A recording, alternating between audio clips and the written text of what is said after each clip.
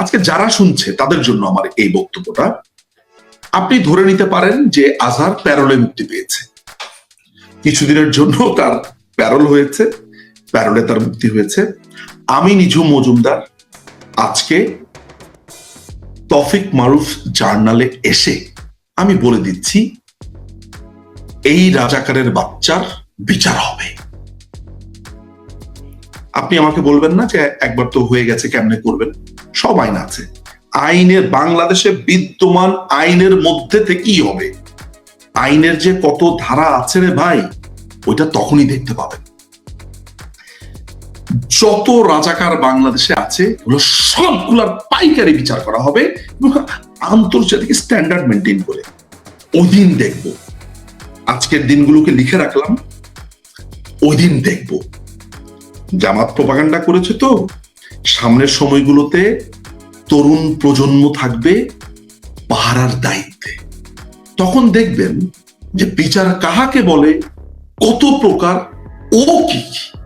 না না, আমি পলিটিক্যাল অপোনেন্টের কথা বলছি না, আমি বলছি মুক্তিযুদ্ধের সময় যারা এই অপরাধ করেছে, এটা একটা এন্ড দেখতে চাই। বছরের পর বছর, যুগের পর যুগ এই গ্লানিটা টানতে পারবো না, এটাকে শেষ করবো। মানে এটার একেবারে একদম যে একদম সিল মেরে দিব আর কি, শেষ, বিচার কমপ্লিটেড, বিচার completed, is done and dusted. মানে বঙ্গবন্ধু যে সমাজতান্ত্রিক আদর্শ, তাজউদ্দিন আহমদ বা আমাদের ফোর ফাদার্সরা যেই ঘরানার ছিলেন, আমি মূলত ওই ঘরানার। ফলে বাংলাদেশ আওয়ামী লীগে তো ডানপন্থা আছে, মিডল আছে, লেফটিস্ট, আমাকে আপনি ধরতে পারেন যে ওই ঘরানার মানুষ আমি। ফলে যারা বামপন্থী রাজনীতি করে তাদের প্রতি যেমন আমার এক ধরনের রেসপেক্ট আছে, আবার অন্যদিকে এই বাম আন্দোলনকে আমি অপছন্দ করি, মানে এদেরকে পার্টিকুলার।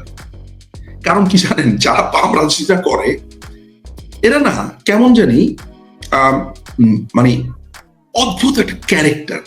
যেমন ধরেন আজকে রাজাকারদের এই ঘটনাতে তারাই কিন্তু রাস্তায় নেমেছে, তারা শিবিরের ছেলের হাতে তারা মার খেয়েছে, রাস্তায় নেমেছে।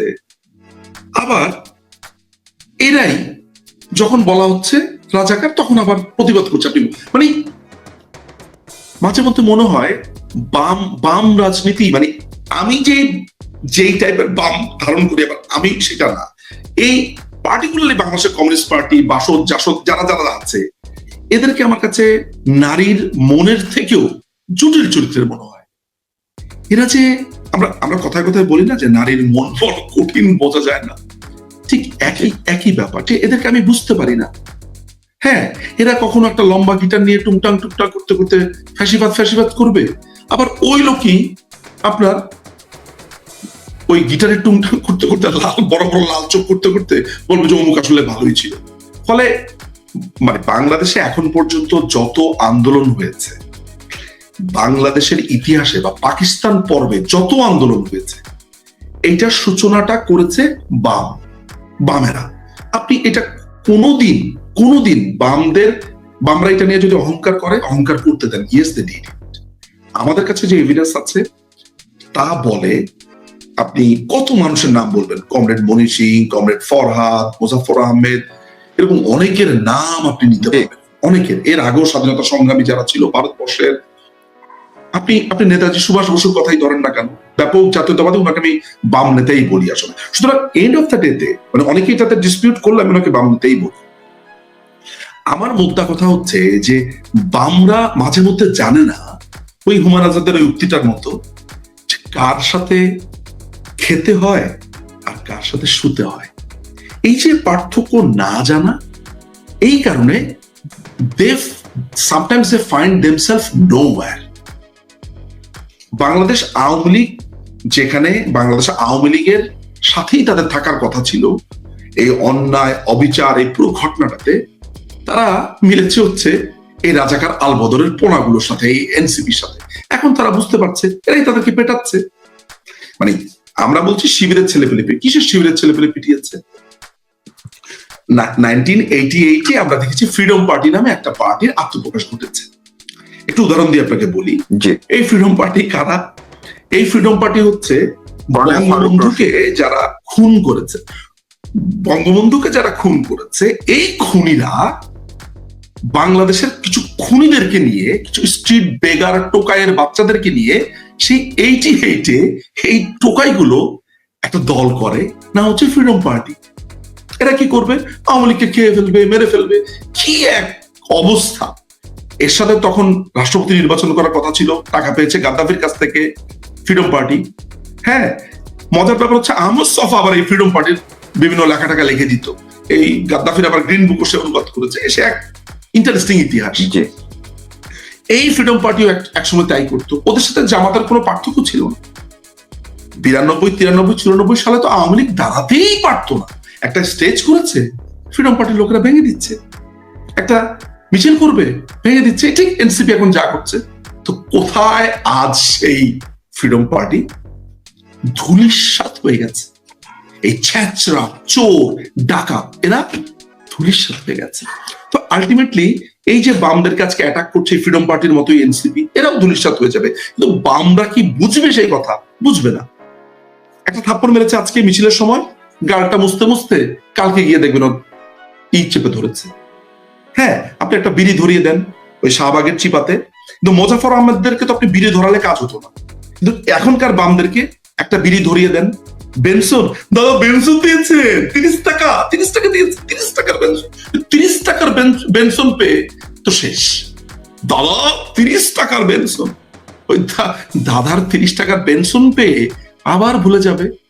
আবার দুদিন পরে হঠাৎ করে যখন ঘোর কেটে যাবে, মানে ইয়াবার ঘোর কেটে যাবে, এই ইয়াবা খোরগুলো আবার রাস্তায় নামবে, মানি না মানি না মানি না। আবার যখন দুটো দিয়ে দেওয়া হবে, আবার দাদা 300 টাকার ইয়াবা, 300 টাকার ইয়াবাকে আবার তখন চুপ করে যাবে। So ultimately end of the day এই বাম আন্দোলন দেখে আপনি পুলকিত হওয়ার কিছু নাই। আজকে অঞ্জন সাহেবের ছেলে, অঞ্জন সাহেবের মেয়েকে আজকে আমি স্টেটমেন্ট দিতে দেখলাম। বাচ্চা মেয়ে, আমি আসলে কথা বলতে চাই না, অঞ্জনদার সাথে আমার একটা হৃদ্যতার সম্পর্ক ছিল। আজকে এইসব মানুষগুলোর ভূমিকা যখন দেখেছি, সিপিবি করা, রাজনীতি করা, আজকে বাকি বিল্লাকে দেখেন, আজকে আনু মোহাম্মদকে দেখেন, আজকে সাকিকে দেখেন, হ্যাঁ, ছাত্র ফেডারেশন করা ছেলেপেলেদেরকে দেখেন। আমার তো অনেক বন্ধু বান্ধব ছাত্র ফেডারেশন করতো, বাম দল করতো, জাসদ বাসদ এদেরকে দেখেছি, এদের চরিত্র তো দেখেছি। ভাই আমি নিজেও তো কমিউনিস্ট ঘরানা, কিন্তু কি ছ্যাঁচাদের মতো 30 টাকার বেনসন আর 300 টাকার ইয়াবার বাম তো আমি করি নেই। আপনি বুঝতে পারছেন আমি কি বলতে চাচ্ছি? সো সুতরাং end of the day Awami League is the answer. What is your solution? The answer is Awami League.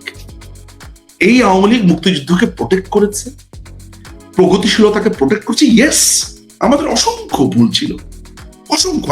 আমি আপনাকে বলে দিতে পারবো কোথায় কোথায় ভুল ছিল, আমি বলে দিতে পারবো। যেমন ধরেন আজহারের বিচারের কথাই ধরি।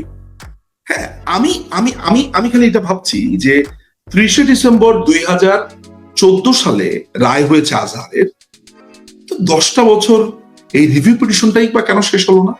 আইনমন্ত্রী করছিলেনটা কি? মাননীয় প্রধানমন্ত্রী তো এই প্রত্যেকটা রিট পিটিশন, প্রত্যেকটা রায়, তিনি তো একটা মানুষ তো নাকি? তিনি তার মন্ত্রীদেরকে দায়িত্ব দিয়েছেন, তিনি তার এমপিদেরকে দায়িত্ব দিয়েছেন। তারা যখন নেত্রীকে নানান ভাবে ডুবানোর চেষ্টা করেছে, না এখন আমার তো কষ্ট লাগবেই যে আমি তখন আইনমন্ত্রীর দিকে আঙ্গুল তুলবই। What did you do? কি বলবো বলেন? কাকে ব্লেম করবো আমি? জি, অনেক ধন্যবাদ আপনাকে। আমি একদম শেষ পর্যায়ে চলে আসছি এবং যেই প্রশ্নটা দিয়ে শুরু করেছিলাম এটি দিয়ে আমি শেষ করতে চাই যে সামগ্রিক এই পরিস্থিতির মধ্যে যাদেরকে আমরা ডক্টর মোহাম্মদ ইউনূস মিত্র বলে এখন অন্ততপক্ষে দৃশ্যমান, সেটি দেশে কিংবা দেশের বাইরে, এবং যারা সর্বশেষ পরিস্থিতি অনুযায়ী এই স্বাধীনতা বিরোধী চক্রটিকে প্রশ্রয় দিচ্ছে, পৃষ্ঠপোষকতা দিচ্ছে, সেটি সেনাবাহিনীর ভিতর থেকে হোক, বাইরে থেকে হোক, যেখান থেকেই, সব মিলে আসলে কি এই স্বাধীনতা বিরোধী চক্রটির সাথেই কি ডক্টর মোহাম্মদ ইউনূস ক্ষমতা তুলে দিতে যাচ্ছেন? এইটার আপনি ব্যাখ্যা দিয়ে শেষ করবেন। একদম, বাংলাদেশ এখন কমপ্লিটলি, আমি তো বলছি যে বাংলাদেশ এখন স্বাধীনতা বিরোধীদের হাতে। এই যে আপনি জামাতকে দেখছেন, শিবিরকে দেখছেন, এই দুজন তো চিহ্নিত শত্রু। এবি পার্টি কারা? শিবির থেকে বের হওয়া শিবিরের পান্ডাগুলো, এনসিপি, আপনি এদেরকে দেখেছেন কি বৈষম্য বিরোধী ছাত্র। একটা একটা করে ধরি। হাসনাত আব্দুল্লাহ সাইদির ছেলেদের বুকে জড়িয়ে ধরে যেইভাবে তার মুখে মাথা ঘষলো, গরু যেরকম কোরবানির গরু দেখবেন, হ্যাঁ, ঘাস আসলে এরকম এরকম এরকম করে না, আপনি দেখবেন হাসনাত সাইদির ছেলের বুকে মাথা রেখে তার তার বুকের মধ্যে যেভাবে কাঁদলো, হে হে করে কাঁদলো, যে তার এই আলেম ওলামাকে শাস্তি দিয়েছে, সেটা কেঁদে কেটে একাকার। তাহলে বুঝতেই পারছেন যে তাকে শেভ করে, ক্লিন শেভ করে, আধুনিক সাজিয়ে কোনোভাবে কিন্তু আপনি বুঝতে পারবেন না এই ছেলে জামাত করে। না আছে দাড়ি, না ট্রিম করা দাড়ি, না কিচ্ছু কিচ্ছু আপনি বুঝবেন না। কিন্তু কথাবার্তা বলতেছে আপনার বন্দোবস্ত, বয়ান শুনলে মনে হবে নয়া বাম হয়েছে।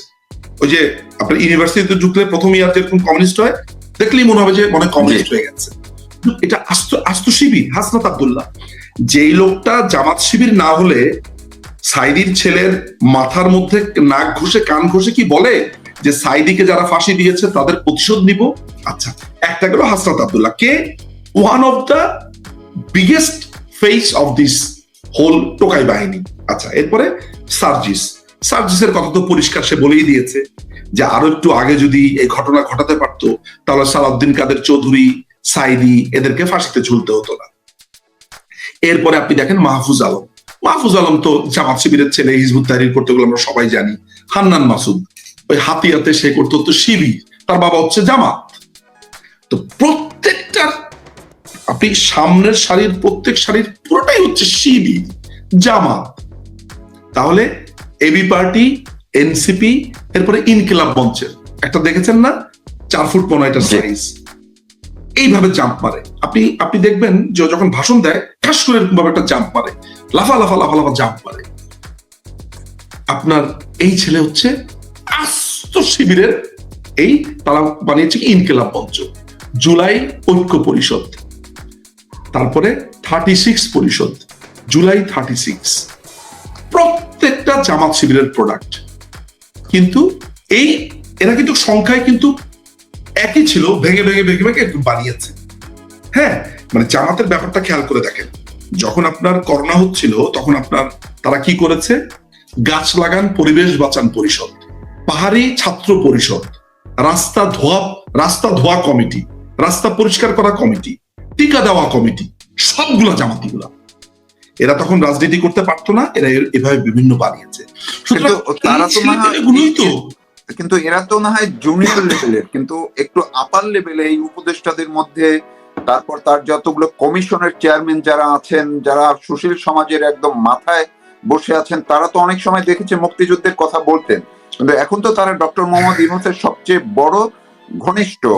তো তারাও কি জামাতকে প্রমোট করলেন? এখন শুনেন, আমি আপনাকে একটা কথা বলি যে এই যে সুশীল সমাজ বললেন, এই যে উপরে বসে আছে বললেন, ঠিক টাকা থেকে কত দূরত্বে বসে আছে সেইটার সাথে সুশীলতা সমানুপাতিক।